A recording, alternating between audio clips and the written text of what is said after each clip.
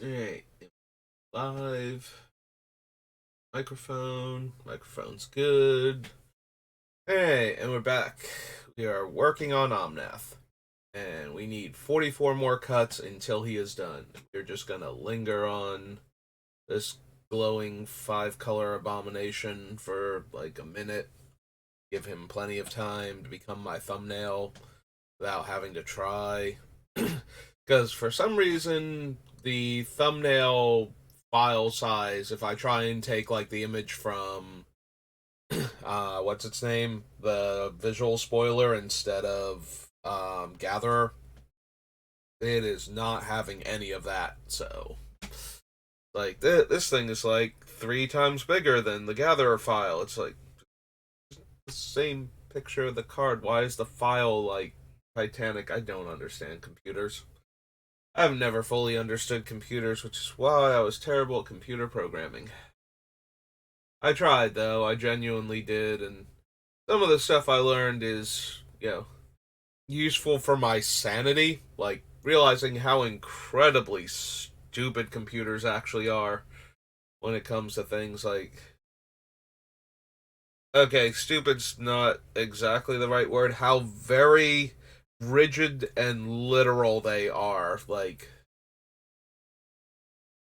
you can't tell them to do a thing without exactly the precise phrasing, and that was terrible for me as a know functional English major for the most part. Like, math was not my strong suit, but I needed to do something with my life, and I thought I could learn computer programming and then just make the money and then try and be happy outside of the job, you know. Make the money, invest the money, retire early, enjoy the rest of my life. And so here I am, flipping burgers for a living. Which would not be that bad, except that I only work 4 days a week right now, so that's kind of an issue.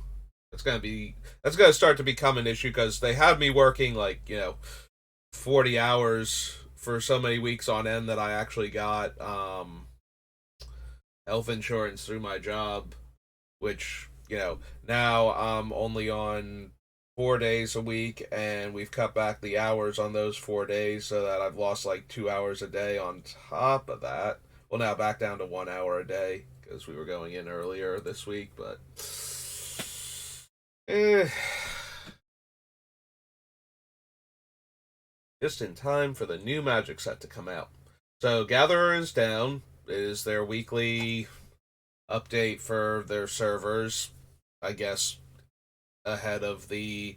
I don't know if the Gatherer servers and the Arena servers are the same servers, if it's all WotC servers and they go down, but it is going, like, because it always goes down on a Thursday, it feels like, but they are about to do their streamer exclusive March of Machines event where for like the next day and a half, or like full day, but from like noon today to noon tomorrow or something, you can play March of the Machines, but only if you're a streamer. So, and only if you're one of these streamers they've selected to participate. I did throw my name into the hat for getting things like this last year, where they had a little thing. It's like, hey, if you're a streamer and you're or a content creator and you're interested in doing this, I'm like, yeah, I don't know what the criteria is for determining if you get access to it or not, but I did put my name in there, and I never heard anything back from them. And apparently, if you put your name in at any point in time, there is a chance that they will still select you. So I've been checking the email every time a new set comes out. Like, I forget where I read that exactly. I think it was somewhere on Wizards, but I haven't seen the actual. Hey, if you'd like to be one of the ones to participate in this thing, send us an email here. Like, since I forget what set it was, it might have been Streets of New Capenna. It might have been No, it wouldn't have been Streets because I don't have any. Oh no, wait, I do have Streets of New Capenna on the channel, so yeah, never mind. It might have been Streets of New Capenna. Anyway, that's more than enough lingering on Omnath for the time being. So here's our deck list. We're at 104 cards that aren't lands, and we need to get that down to 60.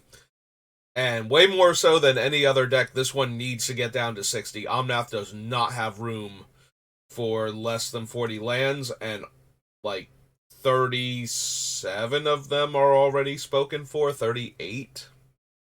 We're going 10 duels, 10 triomes, 10 fetches, 5 basics, and then we have Command Tower, Croson Verge, and the World Tree so far, I believe, for the other 3.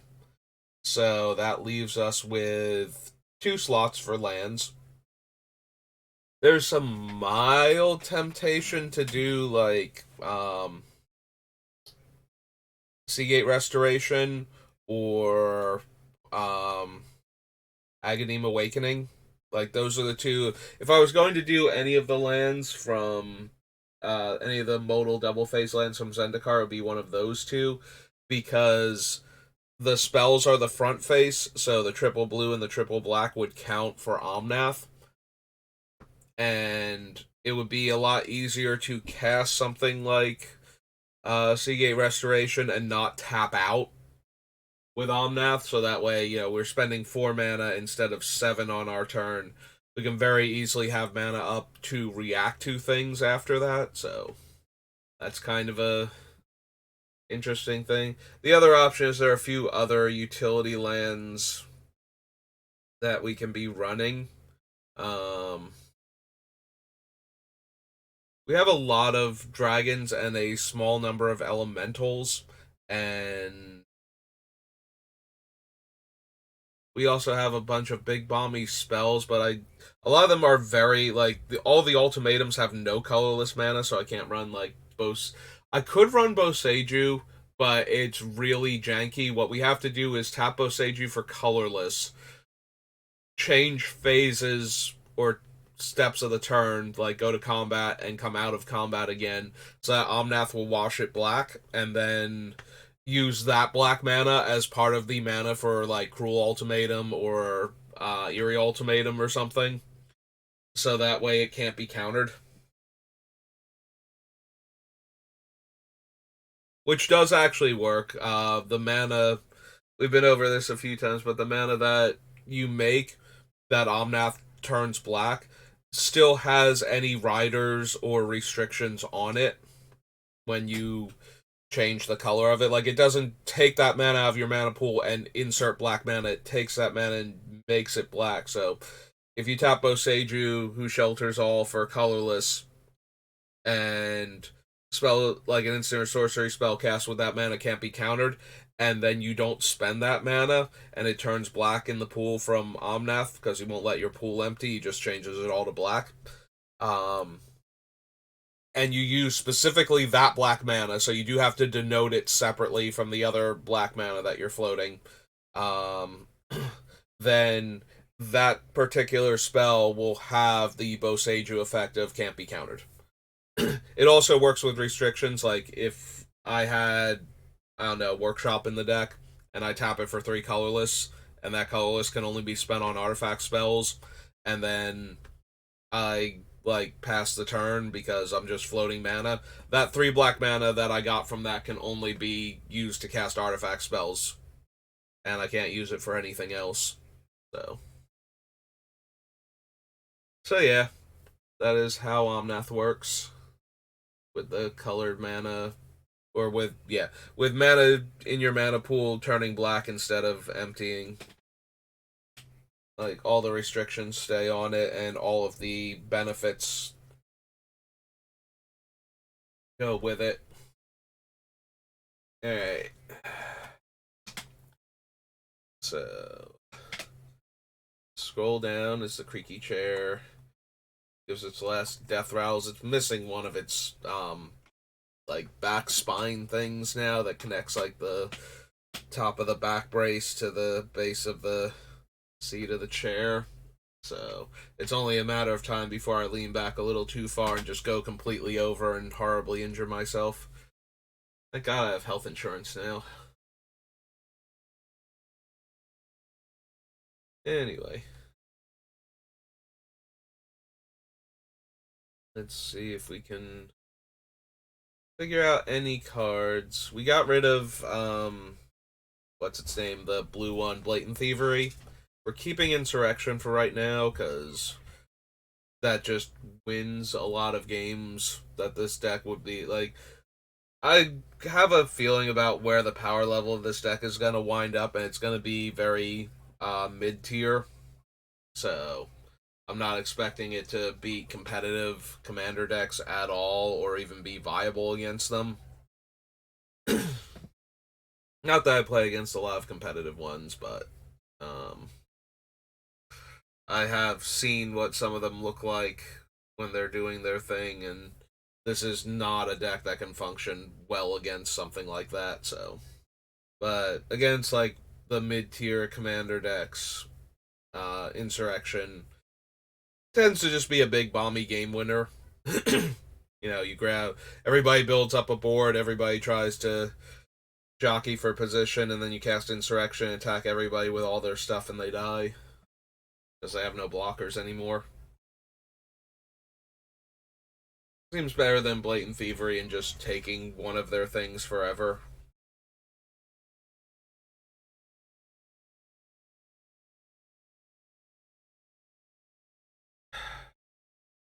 I keep thinking it might be Tidespout Tyrant, and then I keep remembering how silly it's going to be if we ever get top and Future Sight or top and um, Bolus's Citadel going with Tidespout Tyrant, and it's just like, I'm just going to spend a mana or a life and bounce a permanent, and I'm going to keep doing that until I'm the only one with permanents in play, or I run out of mana or life to spend.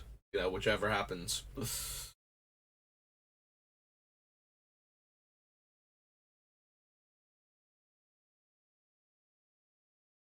But yeah, I kind of want to keep Tidespout, but it's only really good with that. Like, much the same reason why I cut some of the other cards, where it's like, we're not going to double spell in a turn a lot of the times. Tidespout Tyrant is like super weak if there's not like one specific thing we need to keep bouncing off of the board in order to keep the game going in our favor. It's like, I'm going to steal your guy for as long as this isn't play. Well, I'm going to bounce it then. I don't know why I'm bouncing that and not my guy, but so, something along those lines. Something like, I play this enchantment, now attacking me is nearly impossible. Well, then I guess we're bouncing that every turn until you're dead or I suddenly lose the ability to do this. Definitely want to keep Oracle. We got way too much deck manipulation for the top of the deck to pass on that. It's possible we should cut Mikaeus. We already have Avacyn. And we have a couple other things that will stop our creatures from just dying, so maybe Mikaeus can go.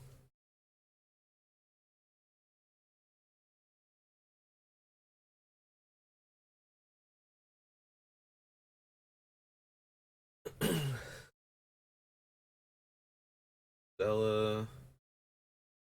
What are our other things that get stuff back? I always keep wondering this because I keep forgetting what they are, but there are so few of them. I don't want to do a list at the bottom.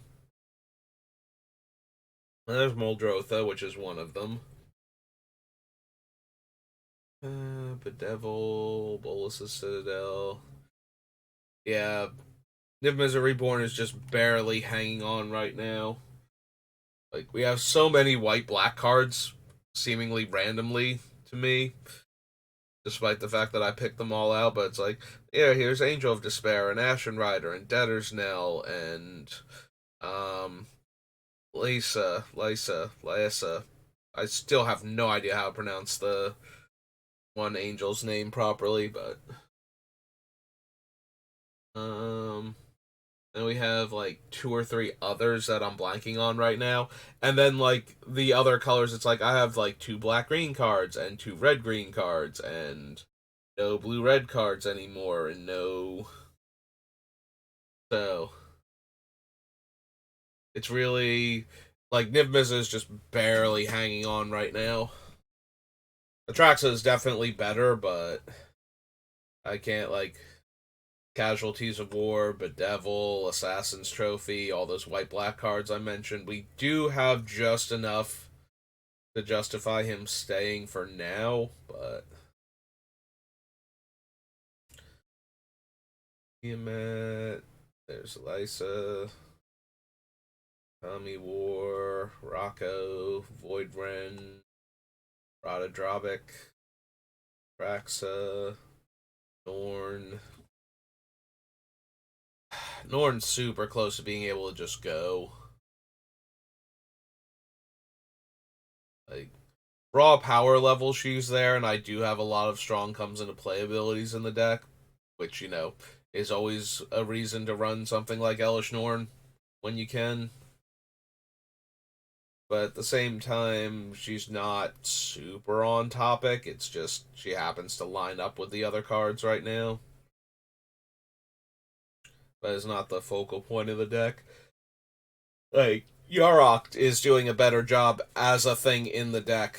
That it has a very similar effect to Elish Norn for what we want it for. It's just that Elish Norn does it better because it also shuts off the opponent's thing, so I'm super tempted to leave Norn in the deck anyway.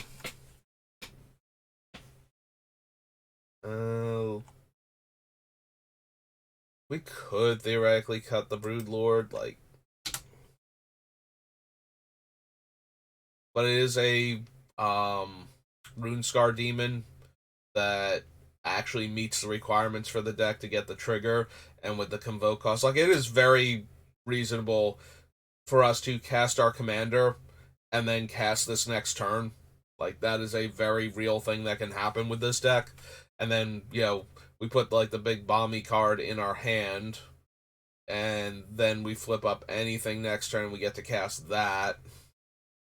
Also, of note, we can put the cards that tutor to the top of our deck. It's not even to our hand either. Like, Hordling Broodlord actually lets you put the card in exile and cast it from there. So it's actually safe from like removal spells and whatnot. Well, not removal, hand disruption.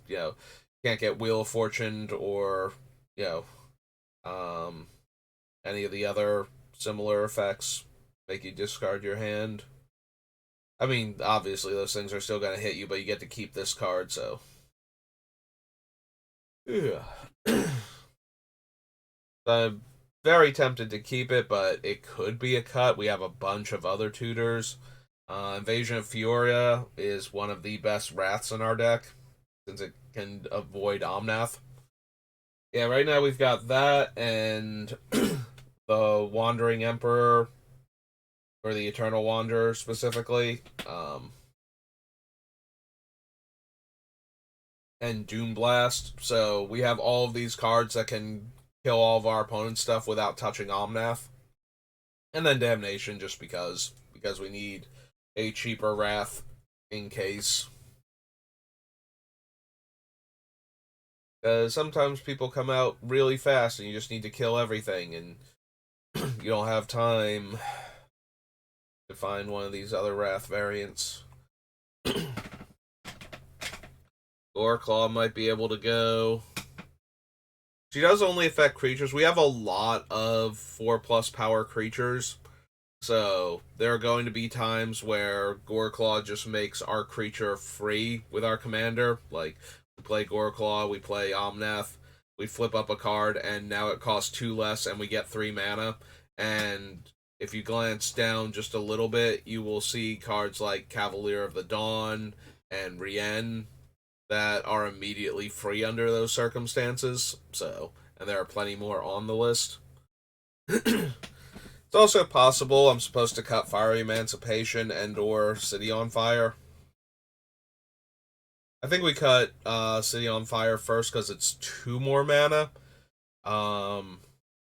If it were 1 more mana, if it were 3 red and 4 instead with Convoke, then I'd have expectations of being able to convoke it for at least 1 consistently off of Omnath, and possibly more um, later in the game. So, but since it's always going to be 2 more mana, then and we have to tap Omnath just to get it back down to Fiery Emancipation cost. Or I'm sorry, we have to tap Omnath and one other creature to get it down to Fiery Emancipation cost, and then tap a third creature. Now I'm tapping all of my creatures for this thing, and I'm not attacking with them. That just seems bad. But if I'm casting it for the mana cost, then I'm going to, get rid of the more expensive of the two. But it's possible we're supposed to cut both of them. They might just be. It might just be win more, but it feels like this is a thing where I'm going to cast it, and it's like, oh no, all of a sudden, these big dumb creatures that my deck is running anyway are now like triple damage, and people are dead where they were going to have like a turn or 3 more to go before I was going to get there. But we do need cuts, so maybe. Right now, Chromatic Orrery is staying for the card draw that it generates, but maybe it can go also. We cut all of the other super expensive tap for a whole bunch of mana artifacts because I realize that they're not helping. They can never trigger Omnath to give us the extra mana, and floating the extra mana doesn't do a whole lot more. Like, if we spend 5 mana to cast an artifact that taps for between 3 and 5 mana, with the idea that we're going to float that mana every turn. So the first turn we lose out on the 5 mana anyway, because 2 of them come into play tapped, and one of them only taps for 3. So we lose out on some amount of mana anyway, and then the turn after that, we get to float 10. Like, how many turn cycles are we going to just float all of our mana to try and get enough for an Omnath kill instead of playing our spells? So yeah, it seems like those cards are not amazing in this deck the way I had hoped they would be when I was first building it. Chromatic Orrery does have the benefit of also being able to draw 5 cards pretty consistently in this deck. Like, 3 cards is almost a given if we have a board presence, and 5 is very realistic because of our commander. So it's staying for now, but there's an argument to be made that you don't need it. Yeah, if I want like artifacts at a dumb amount of mana, we have Ramos, so can very, very easily add 10 mana. Also, we have Dockside Extortionist, because why not? This feels like the deck where we can make use of all that extra mana, so.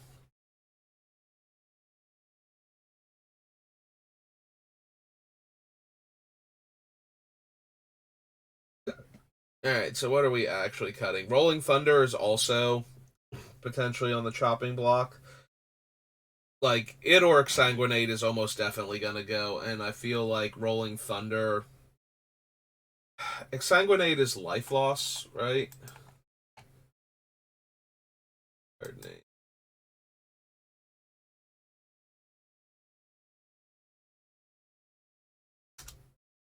Yeah, each opponent loses life, so the triple damage does not work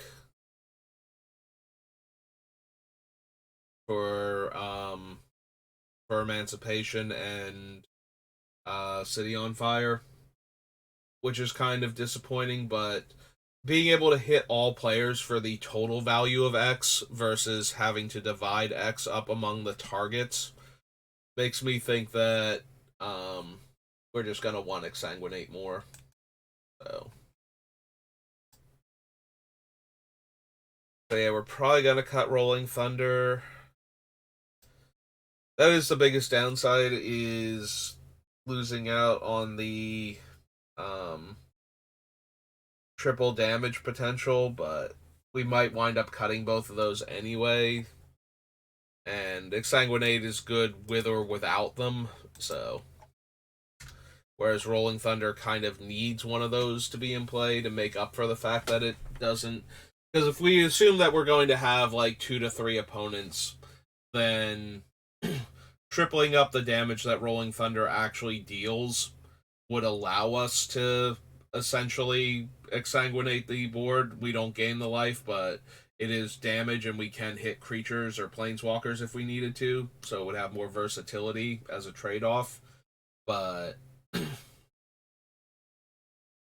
without that, exsanguinate is just better. Like, we're always going to hit all of our opponents for full value, so.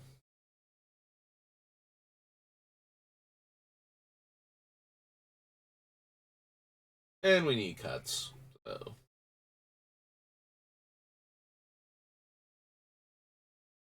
Keep Future Sight, want to keep Direction. Like the Black Meosian for this deck. Again, we're going to try and keep Tidespout.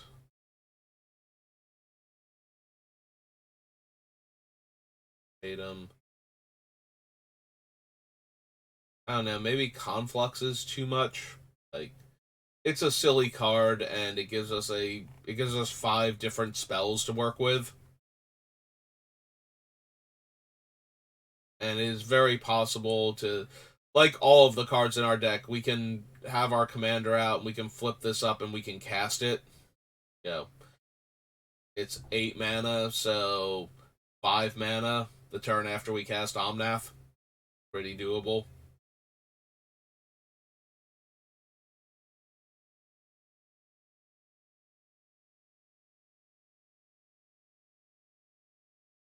I don't know, maybe it is more important to be able to set up the top of our deck than it is to get a bunch of cards into hand. Like, our deck works at its absolute peak when every turn we flip up a card with 3+ colored mana symbols for Omnath's ability. Which is why I have almost every single card that would let us deck manipulate that much. The only one I'm not running that's repeatable that would fit the same categories is one from Ice Age, is like Elemental Augury or something. And it's, I believe, Grixis colors or Jund. I think it's Grixis. But you have to spend 3 mana to activate it to look at the top cards of your deck. So we're essentially spending the 3 mana that we're getting rebated from our thing. The same is true for Soothsaying, but we can do it for more than 3 and set up multiple turns in a row. Whereas Elemental Augury, we can only set up the next turn.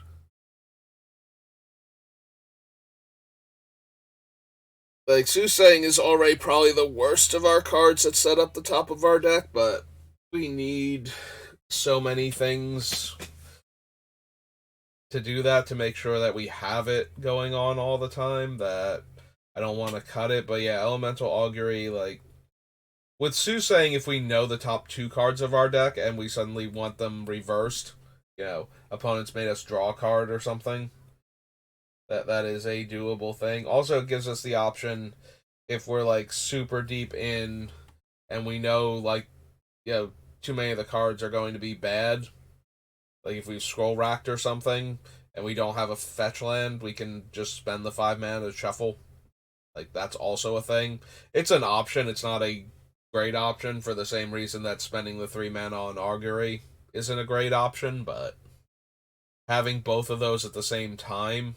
So it's a cheaper, just as powerful at the low end and more powerful most of the time Elemental Augury.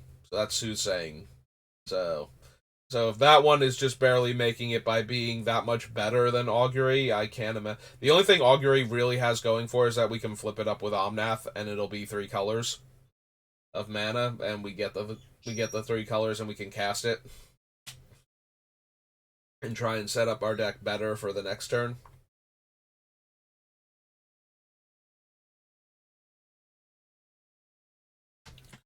But yeah, that's where we're kind of at with this deck. So There's something else.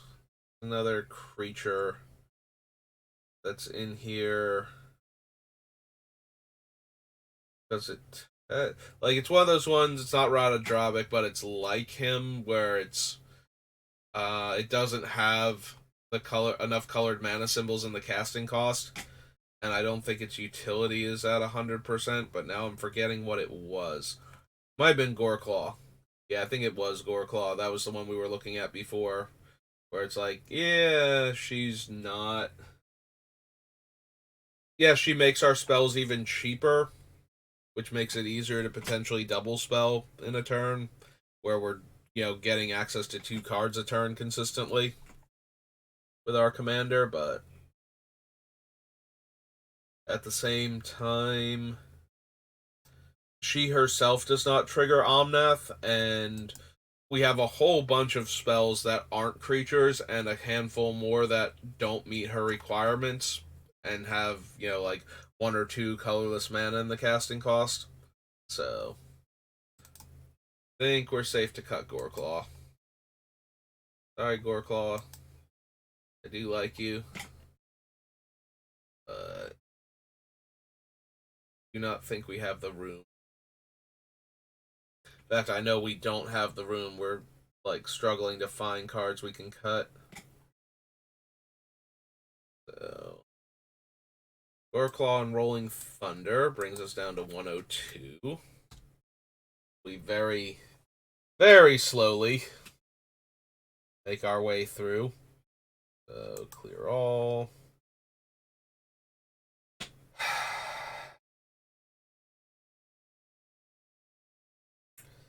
Yeah, maybe we don't want Conflux. Like, I think it's actually better to either be able, much the same way like Demonic Tutor is just better than most other tutors because it only costs 2 mana and lets you potentially play the card in the same turn that you get it. Conflux, we can tutor for 5 cards. We're not casting any of them that turn. So maybe, just maybe, that's not where we want to be.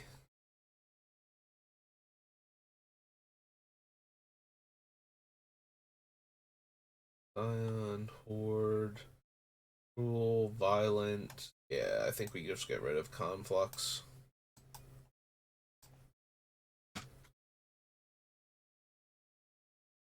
Still got that Nicol Bolas Planeswalker on the list.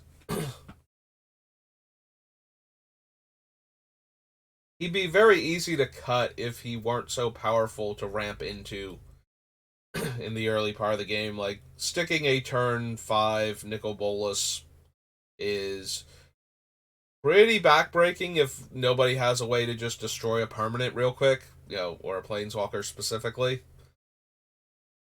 Which they might, but even then, I'm going to get the value of killing one thing first and putting him up to, like, I think 8 loyalty, 7 loyalty, something like that. I forget if it's either +2 and -3 or +3 and -2. I forget which one it is for destroying a non-creature permanent versus gaining control of a creature.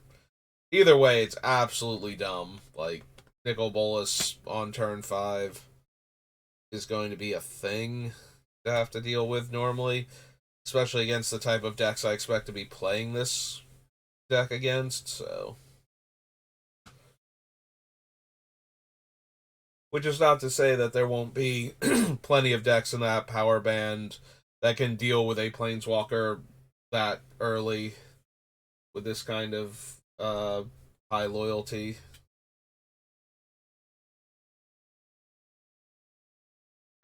But it does seem like something. It's like, oh, here's Bolas. He's down super early and he's blowing up lands or mana sources, or like, there goes your Soul Ring.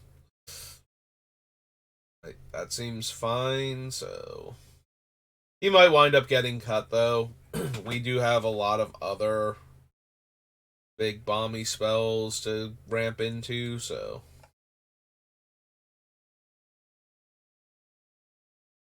I don't know. Maybe we don't need. All right, so Praetor's Council. We have Praetor's Council. We have Debtor's Knell. Um, So maybe we don't need Macias to get all of our stuff back, like as Wrath Insurance. Maybe we just run Avacyn as the Wrath Insurance. Macias is a bit easier to cast, but he's also more vulnerable than Avacyn is. Like Avacyn is indestructible herself, right? I'm not forgetting this. I didn't write her down wrong or something. Flying Vigilance indestructible. Yep. So she herself is indestructible. So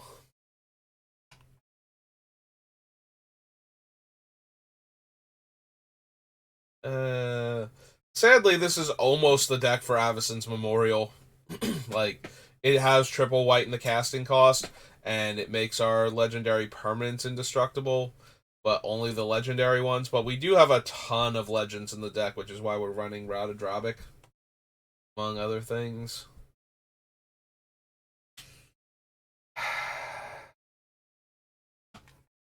Yeah, we're not gonna run it.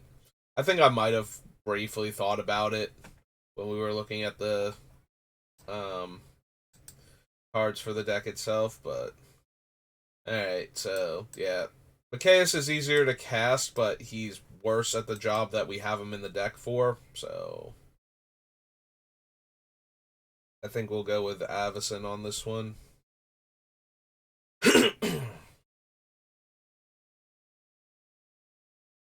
Blast, Temmer, Villainous Wealth, Omnath. Alright, Tetsumak is one of our other Wraths that won't kill our commander.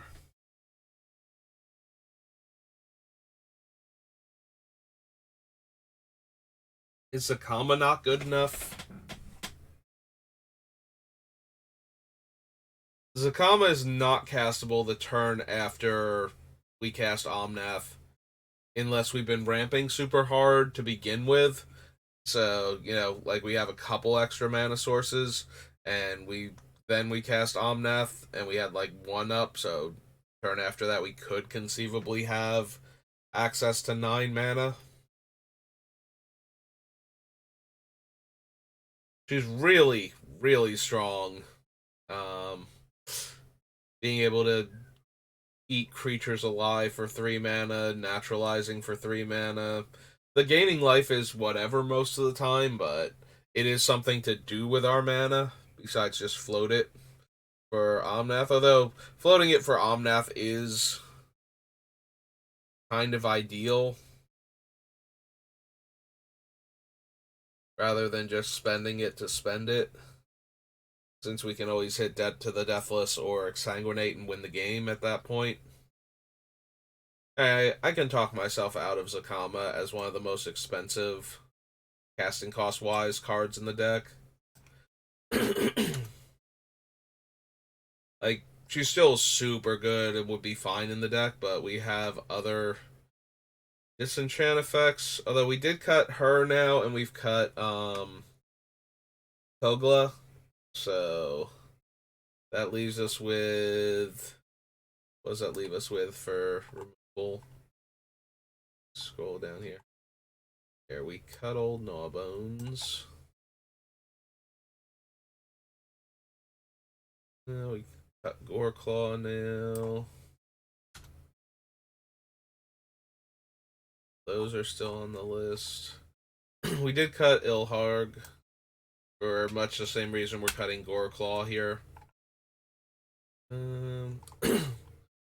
Zakama's currently on the chopping block, but let's double check. Avacyn, Macias is going to go, so just cut him now. Despair, Miosian, Bladewing. Alright, so we have Windgrace's Judgment, Cavalier of Dawn, Voidrend, Tommy War, Ruinous Ultimatum, Casualties of War, Bedevil, Assassin's Trophy, Ashen Rider, Nicol Bolas, Violent Ultimatum, Woodfall Primus, Angel of Despair, Shattering Pulse, and Allay. getting rid of Rolling Thunder, or got rid of Rolling Thunder. Alright, I think we still have enough ways to deal with artifacts and enchantments that we can cut Sakama and not feel bad about doing it.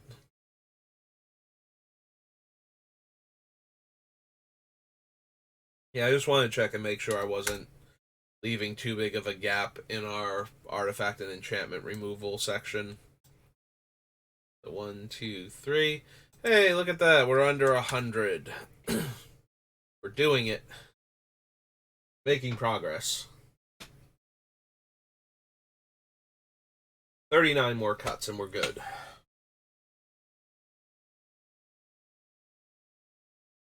Alright.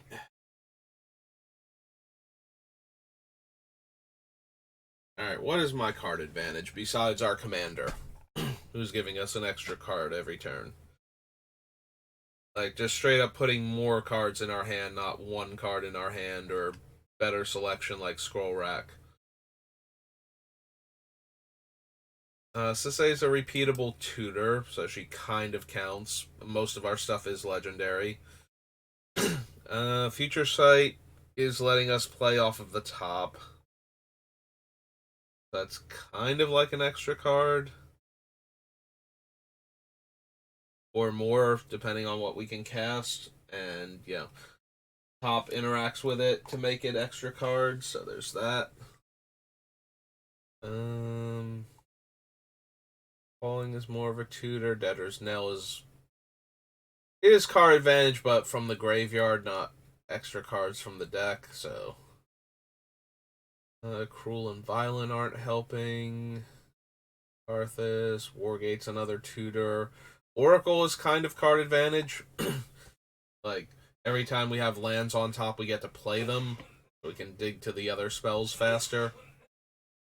The Blue Sun Zenith is like one of our big card draw spells. There's also Jace, who is an extra card in addition to setting up our commander every turn.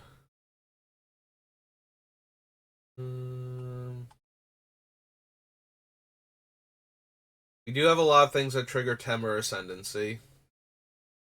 Villainous Wealth gives us a ton of cards from an opponent, so that's neat. Muldrotha again lets us play cards from the graveyard, so kind of. There are a lot of kind ofs for card advantage. Great Henge is straight up card advantage. Genesis Ultimatum is the top 5 cards of our deck. So is Inspired Ultimatum. Draws us a card, so not really.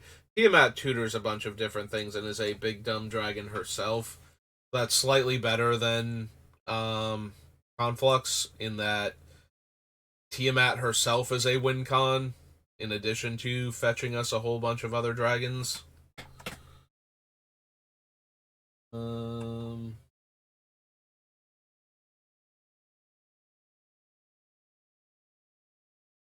Traxa gives us a bunch of cards. 1 card. Invasion can give us cards, but that's not its primary function. Zergo and Ojutai can get us an extra card every turn. Alright, maybe we don't need the chromatic... Yeah, chromatic orrery then. I'm starting to think, just for the sake of room, we might be cutting City on Fire and Fiery Emancipation.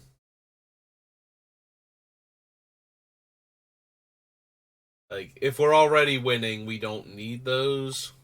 Also, I think we can cut Ascend from Avernus. I only have Jace left, or Jason Bolus's Planeswalkers, and then creatures, but I can get...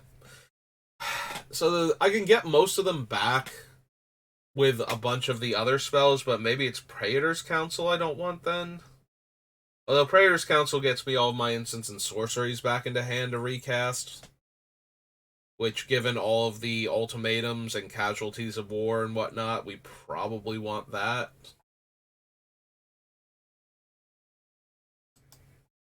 That's the problem when you have a bunch of cards that are all doing the same thing, kind of.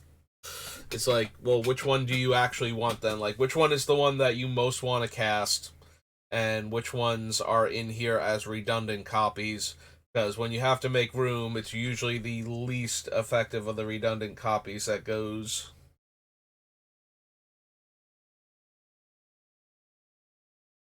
And right now, Ascend's biggest thing is that it gets us back all of them at once and creatures and planeswalkers at the same time.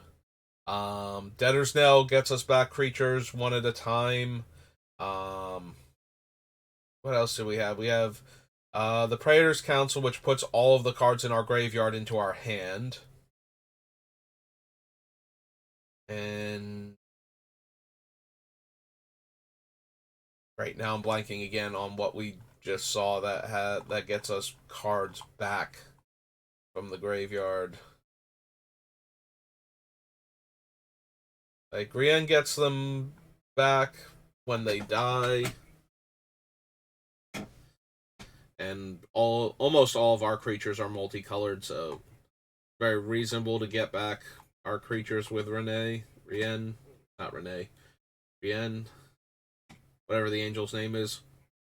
I'm in top form today. What else is getting our stuff back though? Drobic kind of is, in that he's giving me a 2/2 copy of it, but that's kind of the same boat that Rien is in. Kami War if it flips and starts attacking, but the opponents have more say in what we get back. Laessa's getting back our cards, but not into play, so kind of like Mikaeus, but not really. But we do have the added benefit of getting these stuff back more than once if it dies. But she's kind of doing the same thing that Rien is, so maybe cut one of them. At that point, it'd be Rien, since Lysa's not restricted to multicolored cards and is exiling our opponent's creatures on top of that, so she's just all around superior. Like, Lysa will get back Avacyn if she dies somehow. Like, if I'm forced to sacrifice her. You know, if I'm looking at, like, hey, you're gonna make you sack a creature, and I've got those two in play, versus having Rien and Avacyn, like, Rien's just going the graveyard. With Lysa, I might actually let Avacyn go and get her back and recast her. Depending on, what the game state looks like. It's too easy to trigger this Omnath to gain us a bunch of life and make a bunch of mana, so I think that one's just gonna stay. Alright, we also have Eerie Ultimatum to just put all of my creatures back into play immediately, so yeah, I guess the Ascend can just go. I'm starting to feel better and better about that as I get reminded of how I get things back without it.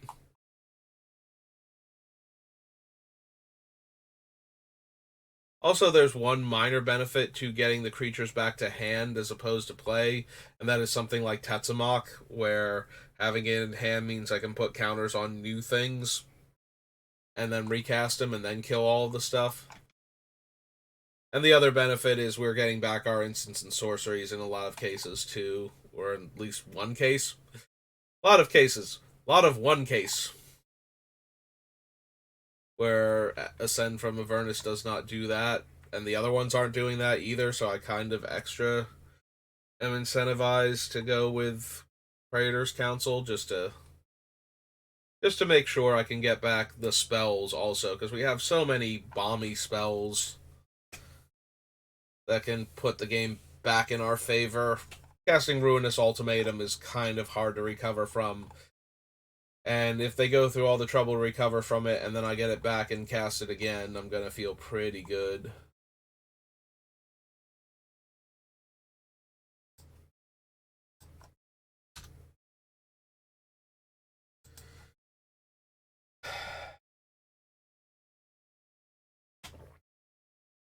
If we cut Magister Sphinx, I lose the ability to defeat decks that gain arbitrarily huge amounts of life. Like, the Blue Sun Zenith is technically a way to stop myself from decking out while trying to kill a deck like that, but they're going to be drawing cards all the time anyway, so it's going to be super hard to, like, if I'm decking out and they're not, and they have infinite life functionally, and I'm trying to whittle through infinity by never decking out, they're going to see all of their cards and they should be able to find a way to not lose the game before I can,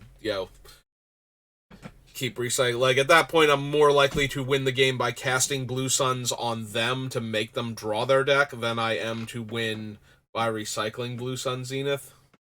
Actually, that is a win con, isn't it? If I've run out of cards and I just keep recycling Blue Suns, targeting them for as much mana as possible each turn until they deck out, while putting it back into my deck. So, yeah, maybe we don't need Magister Sphinx then.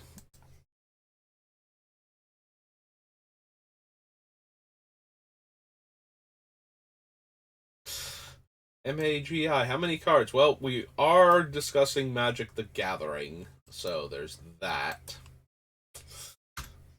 No, you're right, Magic. You're right, search engine.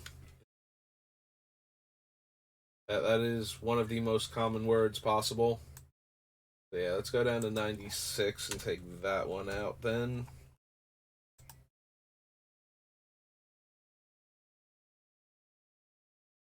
Yeah, I'm thinking about casting it for 0 to not deck out and just keep putting it back into our deck, but casting it for the full X, targeting the other player so that they draw all of their cards before they have time to use them is probably just a better use of my time. And if they happen to draw a way out of that, because I'm giving them all the cards, that I just wasn't winning that game. Like, there was no way to win that game, because they would eventually hit those cards anyway, so.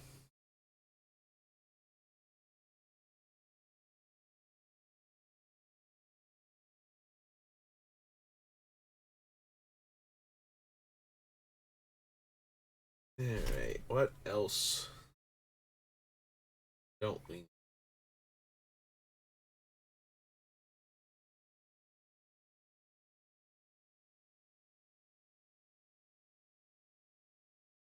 Yeah, I can't imagine. Like, Cruel Ultimatum only messes with one player, but it does such a good job of messing with that one player. I really hate to cut it. Violent Ultimatum is 3 permanents, and that's too much versatility and too many problematic things dealt with at once. Very similar to Casualties of War, but instead of potentially getting all of the permanent types, except for battles, right? It specifies what it kills, so.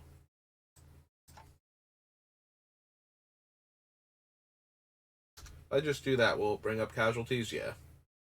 Choose one or more. Yeah, it specifies all the card types you get to destroy, so it destroys up to 5. So one more consistently than what Ultimatum does, and 2 more at maximum. Like, we're almost always going to hit creature, artifact, and land. So the question is, like, what enchantments and planeswalkers happen to be out at the time? But yeah, we're almost always going to hit, like, one of those 2 permanent types, probably enchantment, and then sometimes we get to kill a planeswalker also. So Casualties is better um than the Ultimatum, but not by so much that we shouldn't be running both of them. We took out Swiftfoot Boots because I don't think I need it. Do I want to take out Lightning Greaves? Also, what have we lost so far? 5 color spell. I don't think we've lost any exactly 2 color spells, have we? I think Niv is still safe for the time being. Like, at least as far as I did not cut enough stuff that we absolutely have to cut. Niv Mizzet now. Because if we cut like 3 or 4 more of the 2 color spells, especially if they're not white black specifically, Then I think we have to get rid of Niv.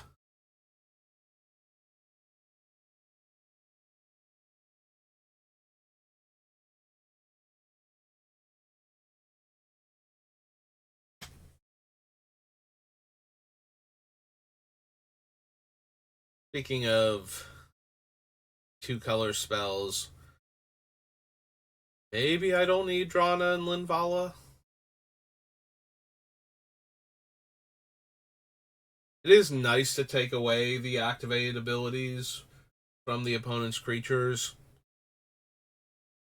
because that is one of the way, like, aside from comes into play abilities, death triggers, continuous effects, and activated abilities that don't require tapping are all ways to get your creature to have value before it dies. So taking away the activated abilities portion of that, like, now your Scavenging Ooze can't exile my graveyard, but I can pay green to exile. Technically, I can spend mana of any color to exile and gain life that way if I'm hitting creatures. Just taking away things like that utility, and also giving me access to it while the two of them are in play. It's decent. It's not as important as like Norn shutting off their comes into play abilities entirely. But it is a thing. They might just not be quite good enough for the deck though. Like, out of all of the ways creatures generate advantage and board position without having to attack or have haste, I think repeatable activate abilities are probably the lowest priority to shut off. Like, comes into play abilities are number one. Um, but then continuous abilities, I think, are probably number two, then activated, then death triggers. So, and Lysa has death triggers covered, but she does it in a way that's also giving us our stuff back. So she's got one other thing going on, whereas Drawn and Linvala are more all in on the, hey, we're shutting off your activated abilities now.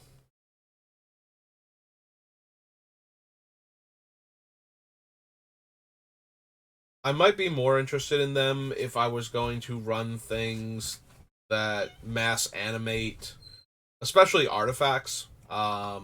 Taking, or ideally lands, like Drawn and Linvala lock out everybody if you can animate lands, because then their lands can't tap for mana anymore, because Linvala herself, and by extension this card is also worded the same way, shuts off opponents' activated abilities of creatures, and it does not care um if they're mana abilities, which is something that a lot of cards avoid. So technically, Drana and Linvala with something like Living Plane would just lock everybody out of the game. But I don't want to run Living Plane just for that.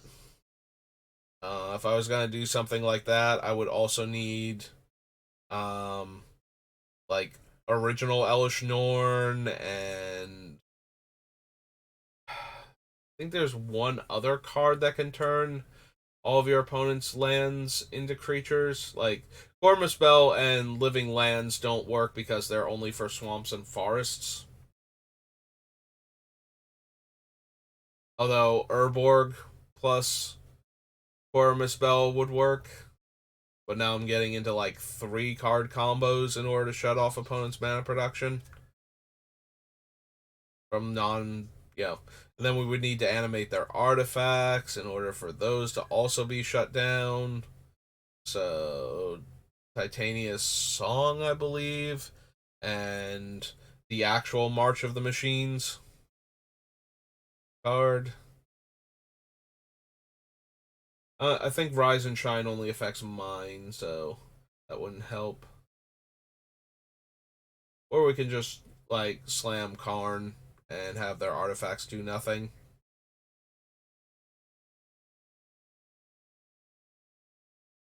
All right. enough hypotheticals. I don't think we're jumping through any of those hoops for Drana and Linvala, so sorry, ladies.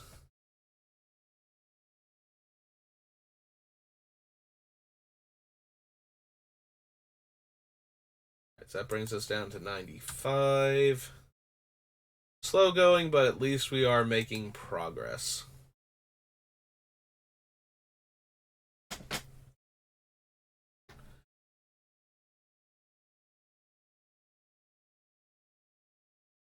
What artifacts and enchantments are we down to now that Enlightened Tutor is really good to cast to tutor them up?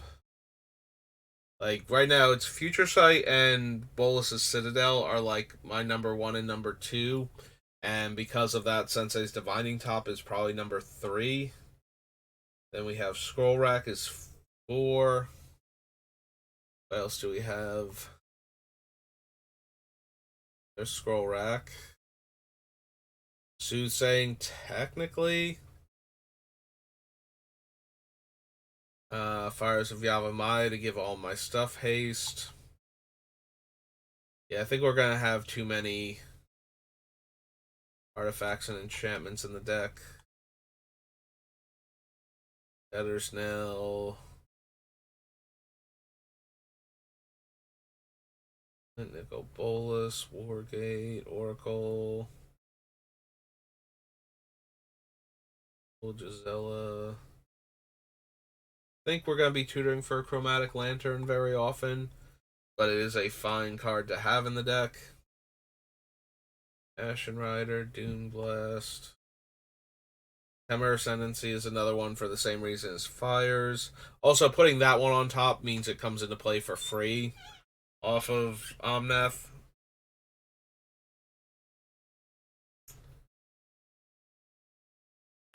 Whereas the Fires of Yavimaya does not have that option. And Citadel. Great Henge.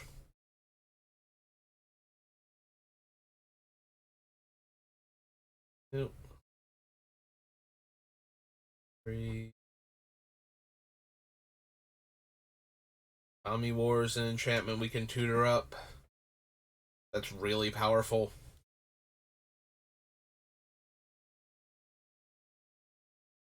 And also not unreasonable to tutor that to the top, flip it up, and then cast it off of Omnath, so even with having spent a white mana already.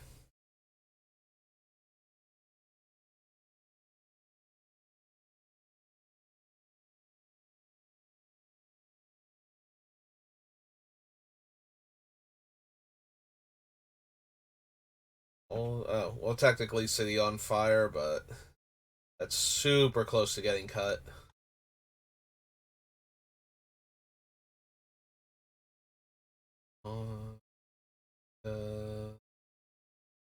Nope, not there. Technically can tutor for Ramos as an artifact creature. So yeah, I think we have a few too many.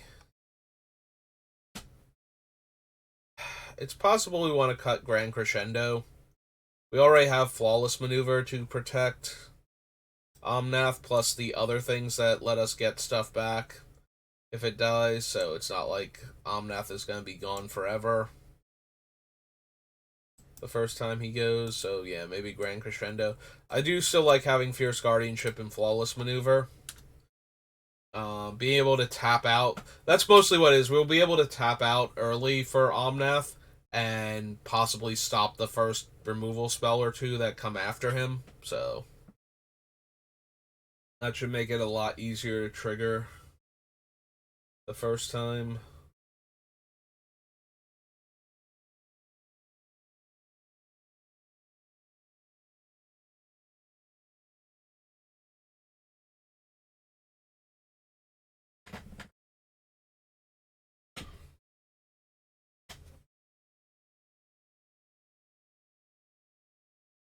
Are we going to cut City on Fire?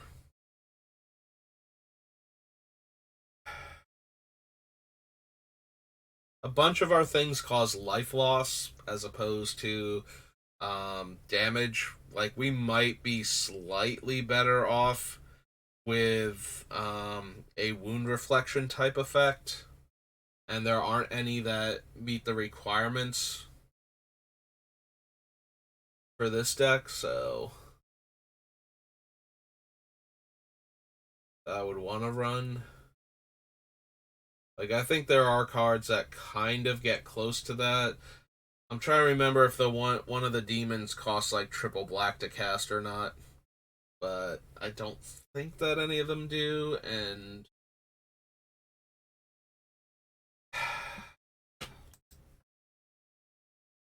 the problem with cutting something like City on Fire is we have a bunch of large flying, trampling dragons that could very easily deal, instead of like 5 to 7 damage, 15 to 21 damage per hit, which, is enough to usually have two creatures connect and kill an opponent. So I'm kind of inclined to keep them for that reason. And if both of them ever show up at the same time, then we're just like, yeah, no, I attack for 7, take 63 damage. That seems fair, right? 63 is a reasonable number to take from my 1/7 power creature attacking you.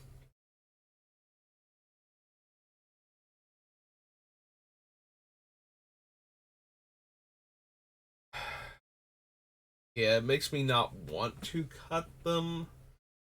They are still useful. But we also cut or we never actually put it in the unnatural growth. So the biggest thing about cards like that is unnatural growth boosts the toughness of our creatures and just doubles them instead of tripling them. But it also lets them, be double power and toughness and attack. So that doubles our damage from creatures. City on Fire is doubling our damage or tripling our damage on everything, but it's damage only, not loss of life. And then there are cards where we make the opponent lose life equal to the amount of life they've lost, essentially doubling up on life loss. And the deck is not consistent with how it wants to deal the damage slash kill the opponent, so like all of these are valid options. I think the fact that Death to the Deathless, Exsanguinate, Cruel Ultimatum all do life loss instead of damage is making me slightly more inclined to cut them.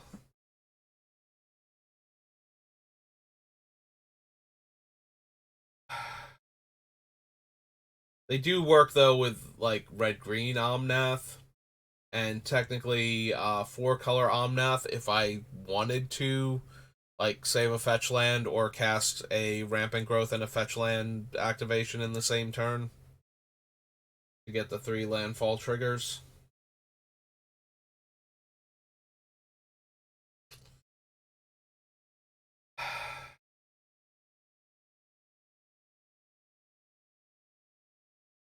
Alright, what am I actually increasing my damage on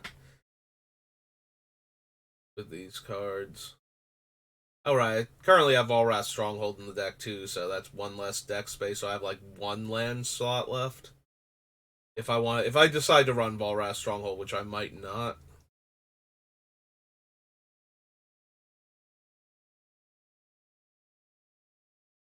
Insurrection with the triple damage basically ends the game.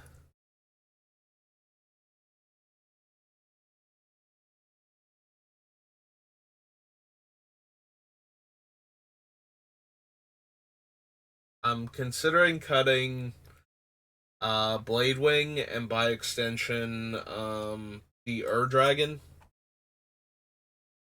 Like, Blade Wing kind of needs a card like the Dragon to set him up. If we flip Blade Wing early, we don't get anything back, and he's only a 4/4. The Scion's still technically okay in the deck with what else we have. Um, in order to get back creatures. Like, it does let us tutor a dragon to our graveyard for Debtor's Knell or something similar. So we at least got that still going on, but Bladewing is very, very dependent on something like Scion of the Ur-Dragon showing up in order to have a dragon to get back. So we just go ahead and cut him. As I'm trying to decide if I want to keep, you know, these triple damage effects. Ocean Angel would be 15. Tide Spout Tyrant's 15. Scion's 12. Port of Notions is 15. Woodfall's 18. Arthas is 21.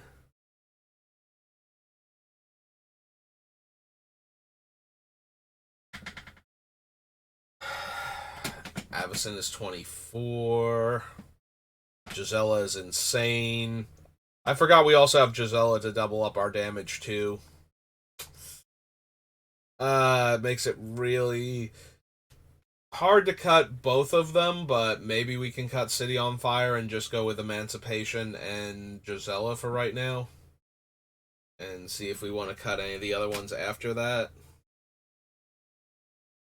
Because with another damage doubling effect, I don't think we need all three of them, and Gisela is an angel for the oh god, what's her name? The red, white, black legend, Kalia. For our two Kalias. And she's also, she prevents damage to us by cutting it in half. Like, she's just a very strong card in general if you can get her out. I'm trying to think what else she interacts with though. Like, she does meet the requirements for our commander with all of her mana symbols. She works with the two Kalias. I feel like there's something else she's doing besides that in this deck, but I can't think what it is right now.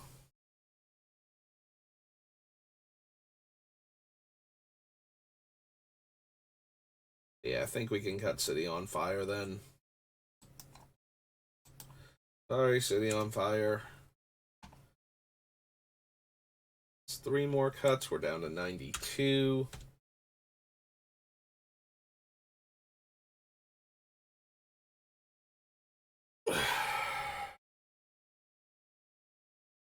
Stretch. Roll again.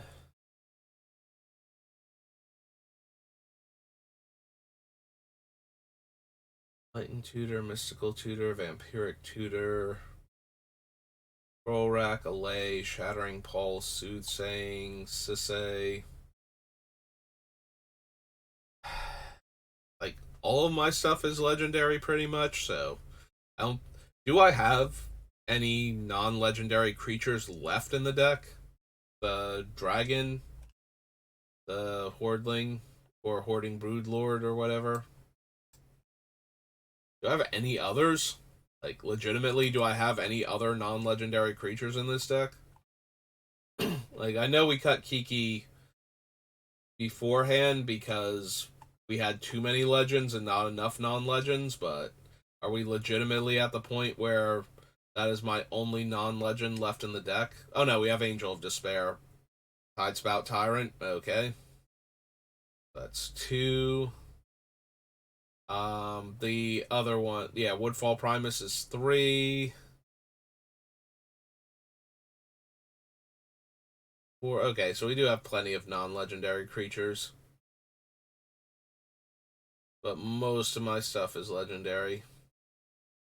Although, weirdly enough, almost every one of my non-legend creatures is something I would not mind targeting with Kiki Jiki, except for maybe Oracle Moldiah so far. If I didn't need even more land drops.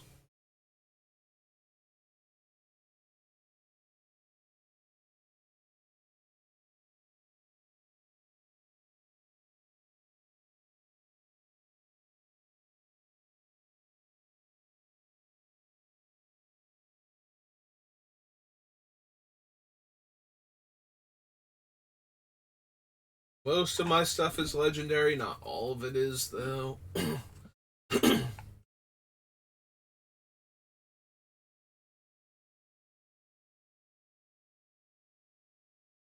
All of it has like good comes in play abilities, though. So yeah, we're almost definitely going to try and force Norn in here. I keep thinking about cutting her because she's like, doesn't have triple white in her casting cost, doesn't have that synergy going on with our commander, which is kind of super important. This whole deck functions on the idea that, oh, hey, my thing has 3 colors of mana and its casting cost that allows my deck to function. We might be cutting Rien just because we have other things that are doing a similar thing to her. She does return it to play instead of to my hand, which is good for mana efficiency and bad for the ones that are cast triggers or require having been put into play from the hand or cast from the hand in order to work.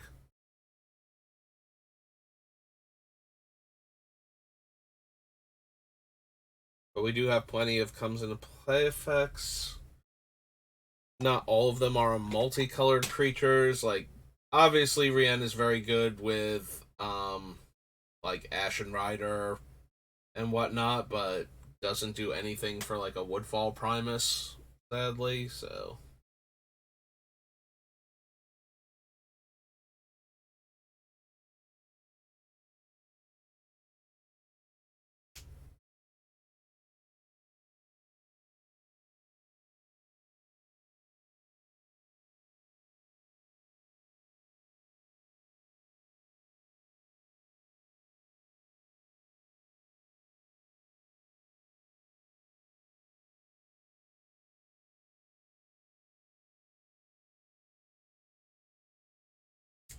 well, Miriam has just been chilling over here, like, yep, nope, you keep going. I'll be over here. Don't cut too many of my dragons. Be fine.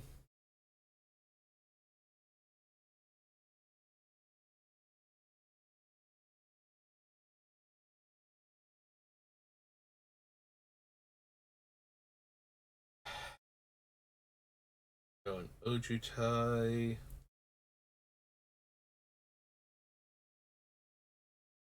They might also only be okay, not amazing for the deck. We certainly have enough dragons, and the dragons, a bunch of them have comes into play or cast trigger abilities. So being able to bounce them if I wanted to would be fine.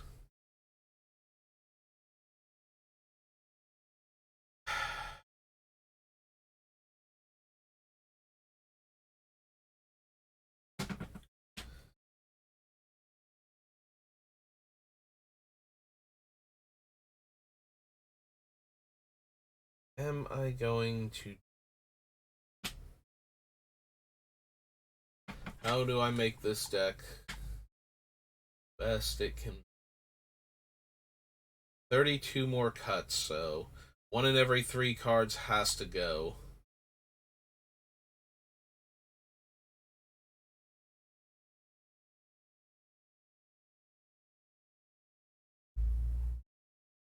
I'm wondering if I cut the cheap Kalia. What's Kalia's other abilities besides looking at the top 6 for her 3 creature types? Like up here somewhere. Sets.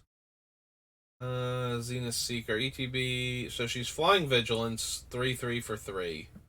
ETB, look at the top 6. Like, maybe I don't need her. I have a bunch of angels and a bunch of dragons and no demons left.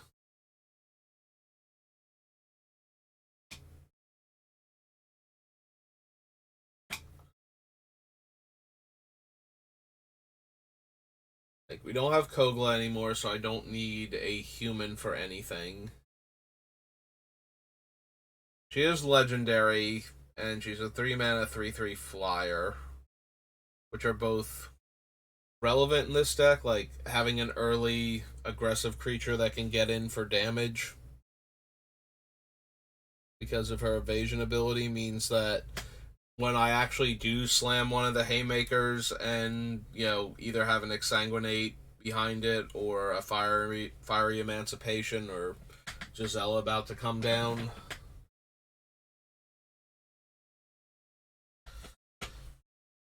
Uh,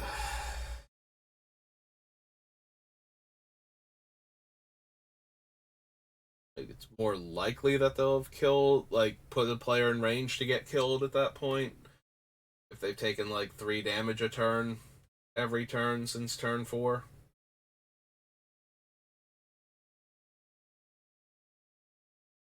Which is not amazing in my deck, but I also don't want to cut all of my early plays either. Is the issue. Like a bunch of my early plays are setup cards, which I'm fine with. I don't think this deck needs to come out of the gate blazing, but it gives the option to just hit like an aggressive flying creature that can wind up chunking for a large portion of one of the player's life totals, or spreading it around and doing like a reasonable amount of damage for one of my early plays.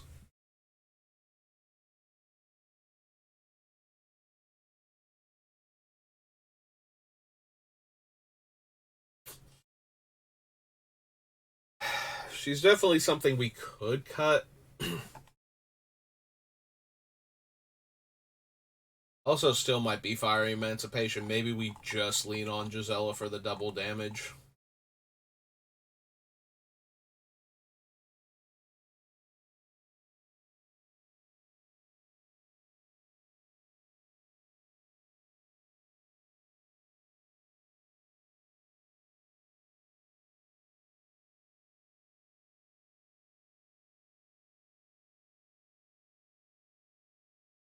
Hmm.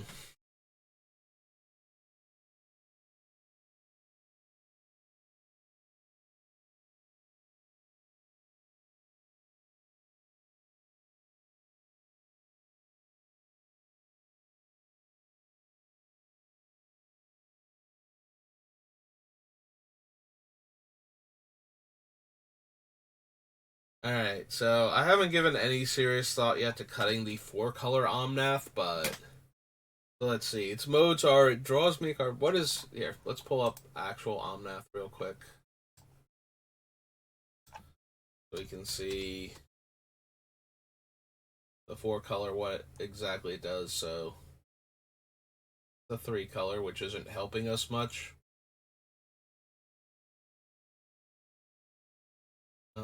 Yeah, there we go. Locus of Creation. So enters the battlefield, I draw a card. Landfall. First time is 4 life. Second time is the 4 colors of mana used to cast it. And then 4 damage to each opponent and each planeswalker you don't control. So it's just opponents and their planeswalkers. It never deals damage to creatures, which I thought it did for some reason, but obviously not now. Now that I'm actually looking at it. It's not unreasonable to draw a card off of this thing and then get the mana back from it by playing a fetch land. Like, that is kind of how our deck works. Huh. I never noticed that we're like Omnath is in Dom Nathy for Henrika. I'd never noticed that before.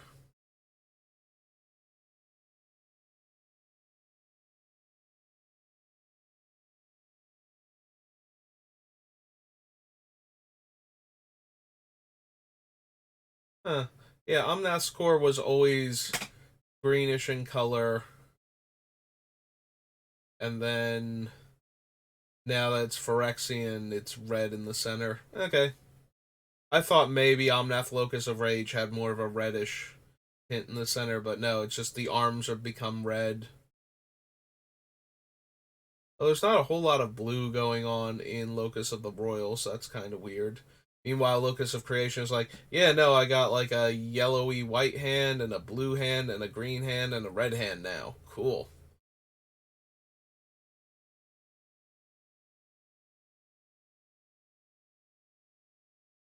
Yeah, I'm wondering if it was too hard to make Omnath Center on Locus of All look like a glowing black sphere in the center of its mass, and then let the arms be the other four colors, because I would think the black would be the central, not the red.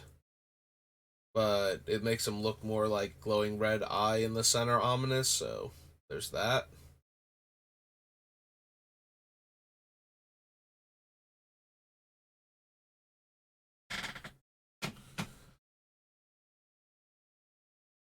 Anyway, so we could cut Locus of Creation, but there's not a whole lot of reason to do that right now. It's also possible we cut something like Horde of Notions, because we have what, like 5 elementals in the deck besides our commander. The problem is that aside from the Horde itself, all of them are really good to just keep recurring. Like, Yarok keeps doubling up triggers. Cavalier of Dawn kills things. We can get back Omnath, who makes elementals. Muldrotha, who is already a prime target for removal, so being able to recast Muldrotha is not terrible. Nyxbloom Ancient to triple up on my mana. Yeah, there's a lot of tripling effects in our deck because of, it's like, oh, if we make it cost like impossible amounts of one color, most decks won't gain access to it. And I'm over here with my 5-color deck being like, yeah, no, hang on, let me fix that for you. There we go. Now I have triple red to triple damage and triple green to triple mana production, and so on and so forth.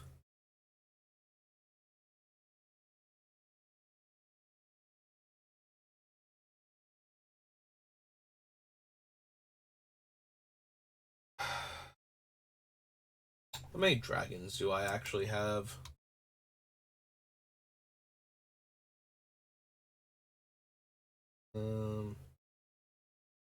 Ramos, the bottommost one. And then we're into removal, so we have 1, 2, Kalia, 3, 4. Technically doesn't count because it's only on the back. 5, 6, 7, 8. We have 8 dragons right now for Miram and Tiamat.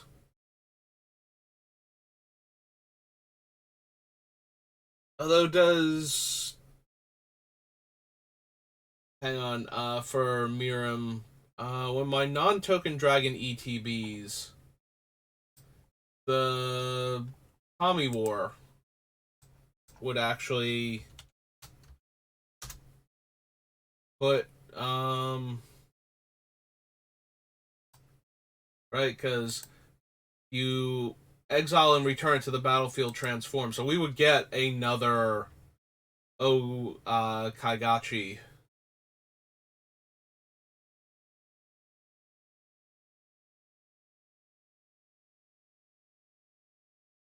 from her, and then later on, theoretically, if it dies, Radadraba could make us a 2/2 flying version of it also.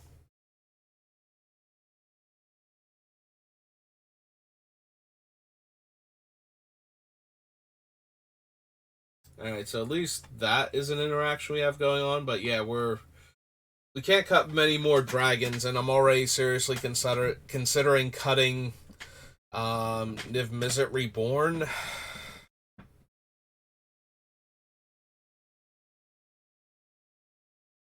Hmm. Maybe we don't need Nyxbloom Ancient. It allows for more mana production, though, and is a card that works with Omnath, whereas the other cards that I cut don't. So, and then we can store the mana, and it should only take 1 turn cycle to get to critical mass for Exsanguinate or Debt to the Deathless, then. I don't like this. We don't have anything good left to cut anymore. And we still need like 30-ish. Like one in every 3 cards has to go, so it might be Rien at this point. It also might be the 3-drop Kalia. Just because I need room. And she has fewer targets than I thought she did. Actually, yeah, she has fewer targets than I thought she did because she can't hit elementals. We've only got like 5 angels to go along with these dragons and no demons. Like, we have a very reasonable chance of having one in our hand. That's very expensive for Kalia the Vast to put into play, but the Zenith Seeker might not have good targets anymore, so. Alright, it's 2 A's. Kalia the Vast. Zenith Seeker. Yeah, I think Zenith Seeker can go.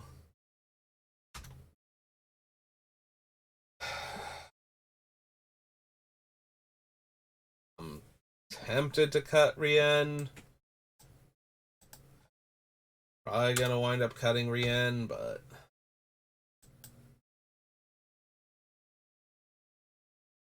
time is it? Alright. It's getting close to, like, I'm pretty sure the streamer event should be going on right now, and I do want to catch some of that, and I'm already having trouble, like, struggling to find new cards to cut. We did cut a fair number of cards, considering how hard each of these cuts has been, but I am also spending a lot of time just going, yeah, I don't know, and staring at things and thinking about them. So maybe end it here. I'll go watch, like, probably Kenji, not gonna lie, go see Newmont, what he's up to. So we'll go check him out, see what he's drafting. Because I want to see the new set, especially I want to see how battles play out. I think that's going to be super helpful. So I'm going to call it here, and I'm going to bounce over to there. And I will see you next time. Thanks for watching, and have a good rest of your day.